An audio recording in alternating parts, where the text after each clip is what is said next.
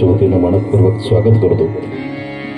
284 पेक्षा जास्त संतांचं चरित्र ज्यांनी लिहिलं, संत कवी गणपती महाराजांच्या वस्तीवरून पुढे झालेली ही भूमी आहे. आम्हाला जरी पंढरपूरला जायला जमलं नाही तरी 5 दिवस साक्षात विठुराया आमच्या या ताहराबाद नगरी तिथे येत असतो गणपती महाराजांचा. आणि गणपती महाराजांच्या चित्रपटामध्ये जे दोंडे भाऊ होते, दोघांचा मृत्यू एकाच वेळ झाला. इतकं प्रेम दोघांचं होतं. तो रोल करण्याचं भाग्य मला त्या चित्रपटामध्ये मिळालं, हे मी माझं भाग्य समजतो.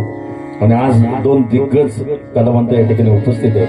गेली 40-45 वर्षापासून आम्ही ही सरस्वतीची सेवा करतो. शेखरदा म्हणजे आपले जे भीष्माचार्य आमच्या अहिल्यानगरचे असं म्हटलं तर वावगं ठरणार नाही. एक उदाहरण सांगतो तुम्हाला. नागड देवळाला कार्यक्रम रात्री 1:30 वाजता सांगतो. म्हणलं शेखरदा आता काय नाही म्हणे, शाळ टाकून रियाज करायचा. म्हणजे कुठलीही गोष्ट रियाजाशिवाय शक्य नाही.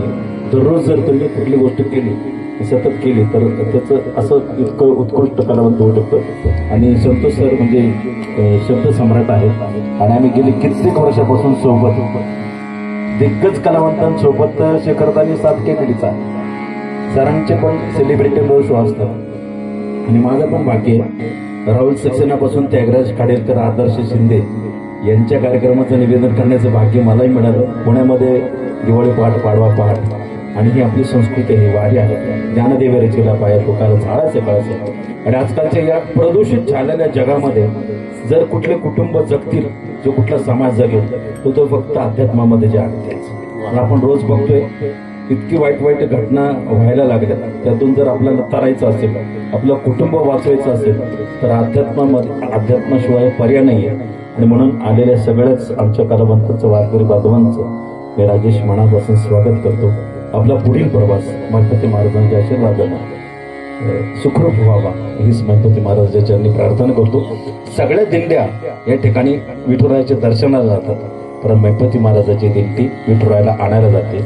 हे आमचं भाग्य आहे. आणि जवळच 10-15 किलोमीटर अंतरावर अतिशय पवित्र अशी भूमी आहे आमच्या आहे. ऑलरेडी राहुरी म्हणजे राहू केतूचं एकमेव मंदिर आहे म्हणजे राहुरी. दुसरे म्हणजे तुळजाभवानीच्या पलंगाचं माहेर म्हणजे राहुरी आहे. आमचा हा पलंग ज्यावेळेस तुळजापूरला जातो दसऱ्याच्या दिवशी, त्यावेळेस आईनं शब्द दिलेला आहे की त्या पलंगावरती मी सीमोल्लंघन खेळेल. हा इतिहास आमच्या राहुरीचा आहे. आणि आज राहुरीच्या प्रांगणामध्ये आणि अतिशय आदर्श गाव असं हे गणेगाव आहे. अमल भांडरे यांच्या संकल्पनेतून जर विचार केला माणसाने, तर आपण एक चांगली गोष्ट घडू शकतो. आणि त्यात आज ही शब्दस्वरांची विठुरायाच्या चरणी ही सेवा. आणि आमचे आदरणीय दत्त सर, अचानक मला फोन आला, मी घरी प्रॅक्टिसच करत होतो गाण्याची.